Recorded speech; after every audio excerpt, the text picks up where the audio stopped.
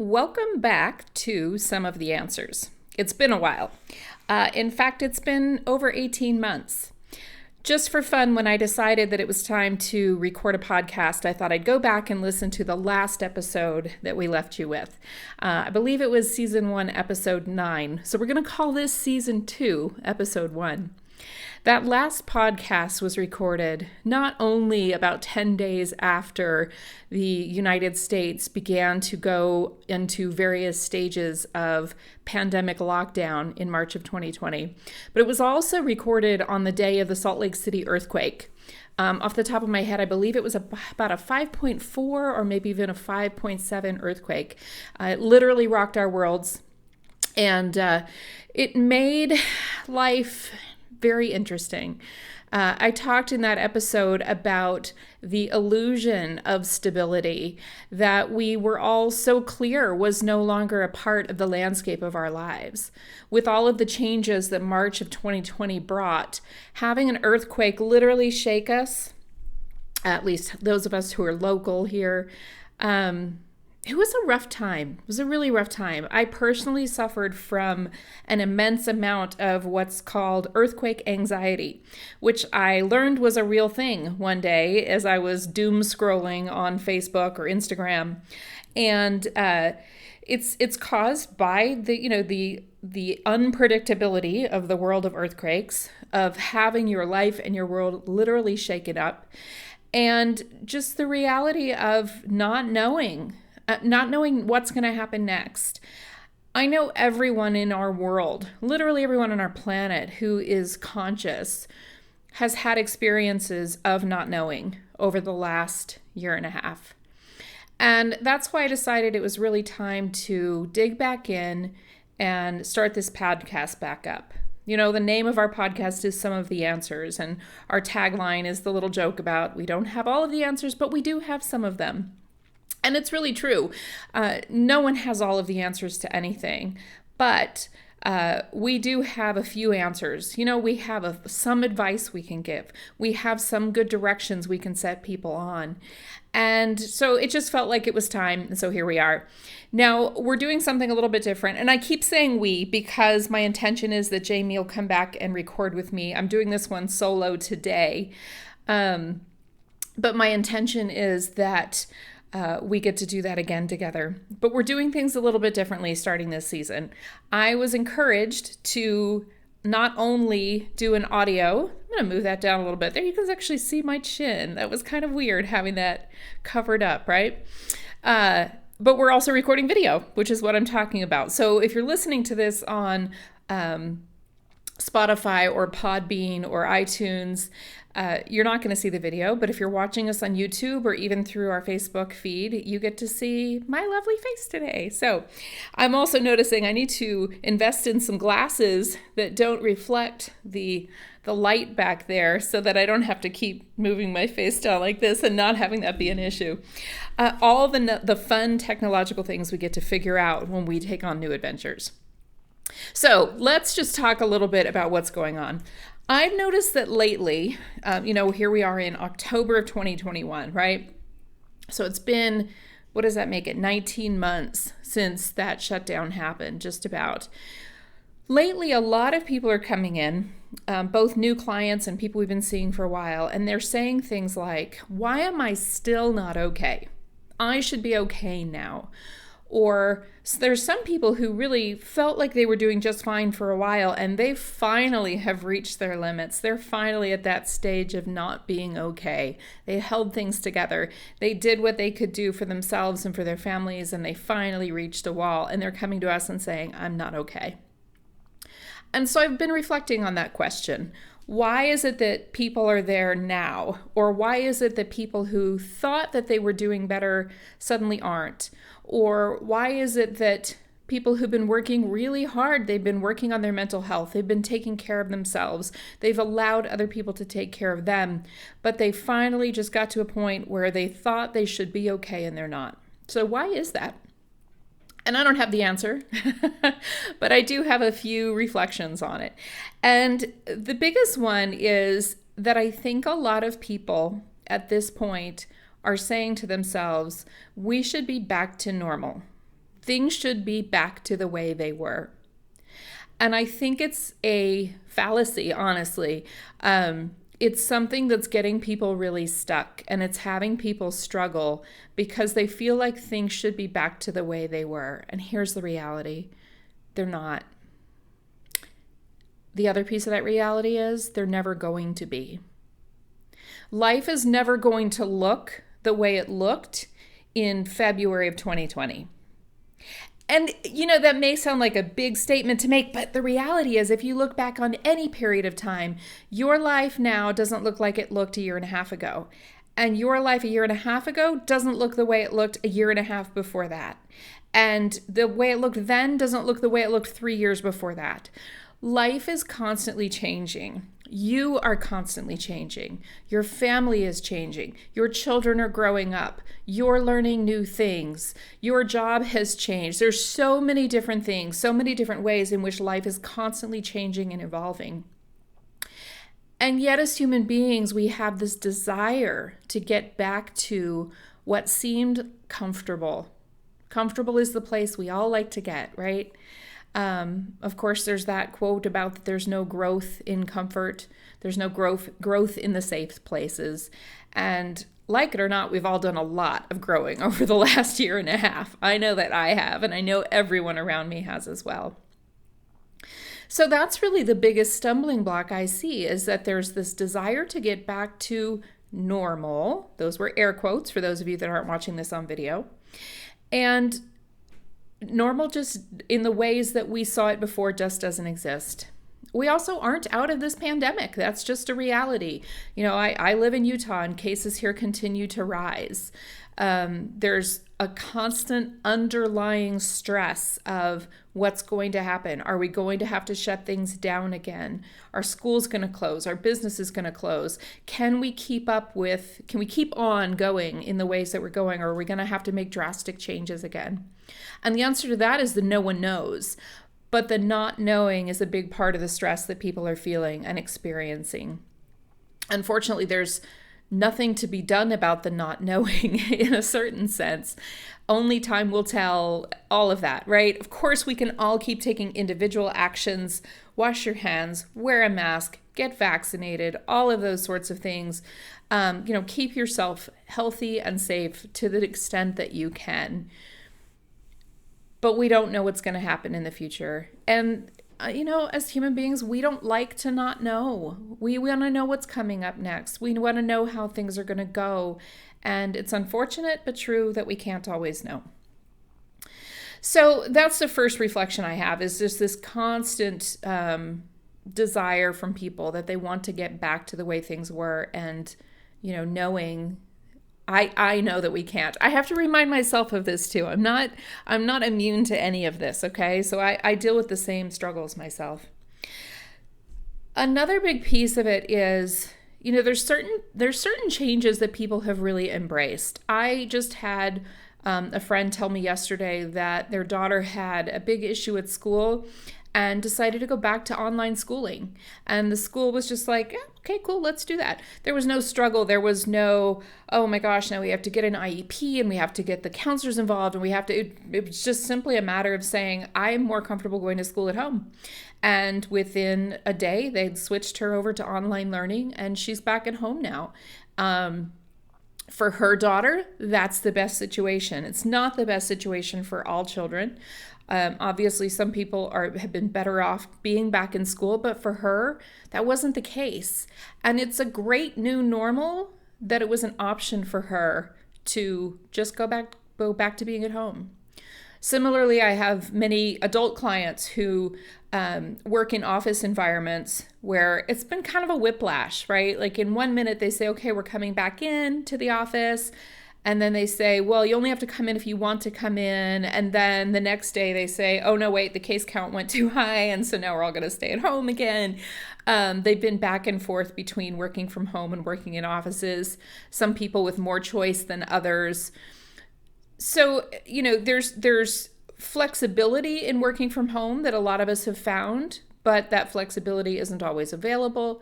It doesn't always work for everyone, etc. So, we've had to embrace all these changes, and we get to continue to do so. But a thing that I've found that seems to be a common theme that I've heard multiple times in the last maybe 2 months is there's a poem in the addiction and recovery world that says, "Grant me the serenity to accept the accept the things I cannot change, the courage to change the things I can, and the wisdom to know the difference." And what's been coming up over and over with family, friends, clients, even my own children I've seen some of this with them, is they get the accept the things I cannot change part, and then they stop. And the thing I find myself reminding people, and again, including myself, right? I have to remind myself of this. The thing I keep reminding people of over and over again is, once you accept the thing you cannot change, you actually have power. And then the power lies in what's next. So you can accept that what so is, my boss is a really bad boss. He's a horrible boss. I hate working for him. I don't want to work for him anymore. That doesn't mean you need to stay in that job. You can complain about your boss to HR. You can go find a different job. You can see about working under someone else inside your company if that's an option, right? So, obviously I'm talking in a very hypothetical here, right? So who knows what your specific situation is and what your options would actually be. But the point is, coming to acceptance gives you freedom, but it also gives you the space and the opportunity and the power to then choose what's next. You cannot change your boss's behavior. If you are married to a narcissist, you're not going to make them not a narcissist. If you have a child with a disease, you can't make the disease go away, right? You have to accept that, okay, I have a child with diabetes. Got that. Now what?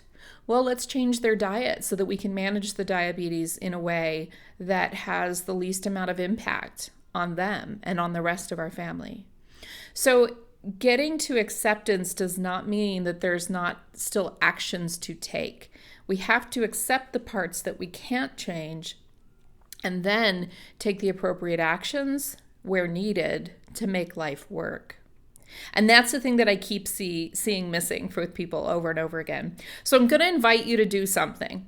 I'm going to invite you to take a look at your life and see what's an area of life where things really aren't working, where you're struggling, where you feel like you're not okay, or things aren't okay, or I don't want to do this anymore. Right? So you can look in every area of your life. You can look in the area of wellness and health. You can look in the area of your finances, with your family, with your job, with your hobbies, with your education. If you're a student or want to be a student again, really look at any place in your life where things just don't feel good. And for most of us, it's not hard to come up with a couple of those. But I'm going to invite you to pick an area of life and come up with 3 actions that you can take. Actually, you know what? I'm going to back myself up. I'm going to ask you to take a look at that area of your life and first of all, look and see what is it that you can't change that needs to be accepted. Where do you need to have acceptance in that area of your life? And then look at what are 3 actions you need to take to create life looking the way you're committed to it looking. So just to give you a quick example, I was thinking about this for myself, of course. And one of the areas of life that I've struggled with is in my health and my well-being. If you know me, you know that back in December of 2020, I had open heart surgery. It was that's like about as invasive as you can get, right? They literally cut your chest open, stop the beating of your heart. In my case, fixed it. I didn't have anything implanted into my body or anything like that. They were able to fix what was going on with my heart. And then they stitch you back up. And it was a very excruciating recovery. It was hard to be, for several days, literally, I couldn't go to the bathroom by myself. I had a catheter, right? We're talking completely hopeless and helpless. Sorry, I wasn't hopeless. I was actually very hopeful, but I was very helpless as an adult. And it was hard. It was hard to depend so much on other people. And it was hard to, the day I got home from the hospital, my sweet husband brought me a cup of tea, and he brought it to me in these huge mugs that we have. And the mug was too big and heavy, and I couldn't lift it. I had to tell him to go take it and put it in a smaller mug. That was humbling. It was very humbling. There were so many humbling steps of this, right? But over time, of course, I recovered from the surgery. I went through cardiac rehab for a little over 3 months. By my birthday, which is at the end of April, I had walked kind of a walk run. I walk and then I do a little sprint run and then I walk some more, 2 5Ks by April. So, things were looking really, really good. And I was feeling a lot better. And boy, I have so much energy than I did before surgery, right? The problem got fixed. Many of the issues have resolved. But what it's felt like is that the universe keeps throwing up challenges. The biggest one recently has been, we've been going through fire season here in Utah, and my daily walks became impossible. My lungs, because I've had pneumonia multiple times because of my heart issue, my lungs can't handle being out there breathing in that air. And because I spend most of the days with my 8-year-old when I'm not working, going to the gym was, challenging as well. So I kind of just stopped working out again because what are you going to do? You got to be able to breathe, right?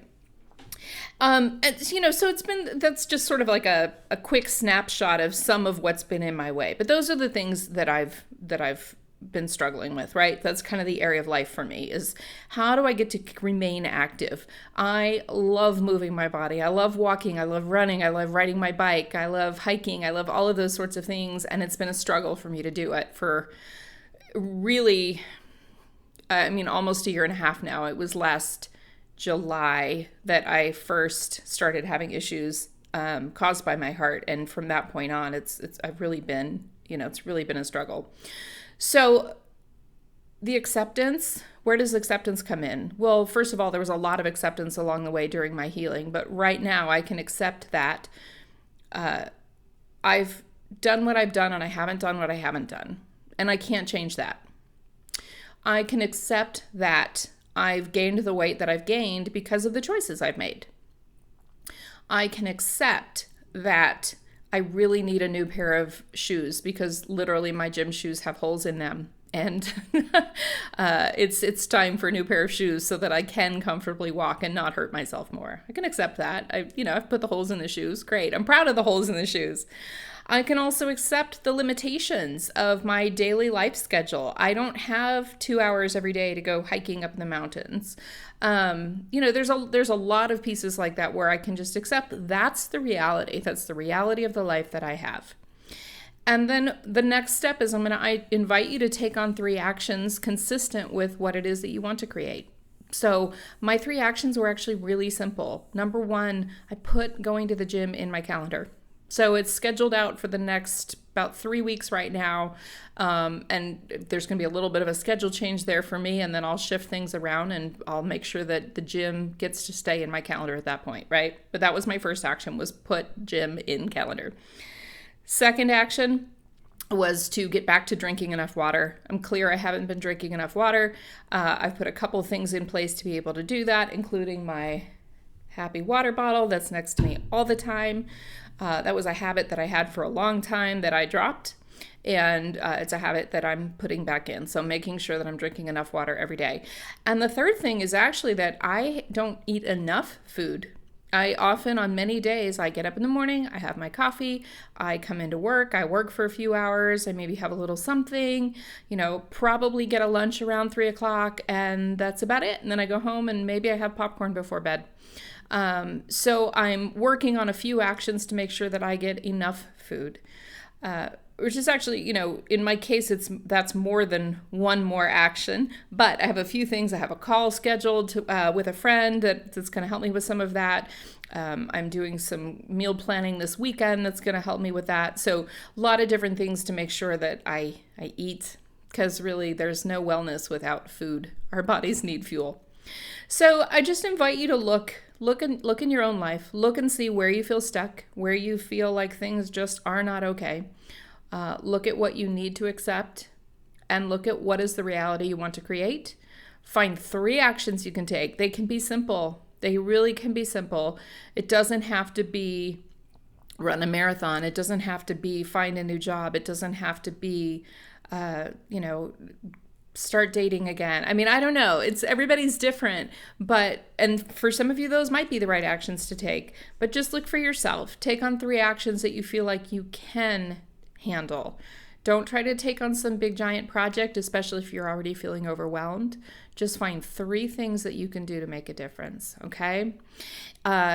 And I'd love to hear from folks. Let us know what area of life you're struggling with, what actions you're going to take. Let us know if there's any way we can support you with those actions. And, just try your best to embrace that life does not look the way it looked. It's never going to look that way again. Things are always going to be different, but that's the nature of life. Life on this planet is change. I'd also like to give a quick shout out to Lady Speech, who does amazing tarot card readings. I'm going to put their info in the notes so you can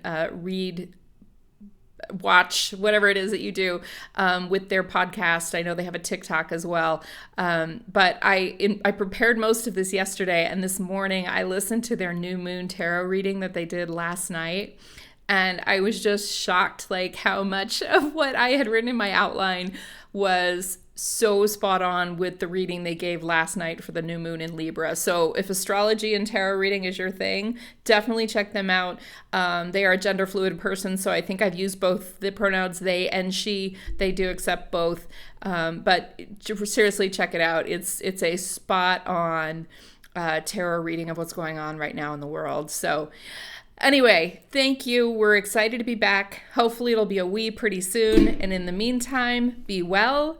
And if you've got a question, please ask us.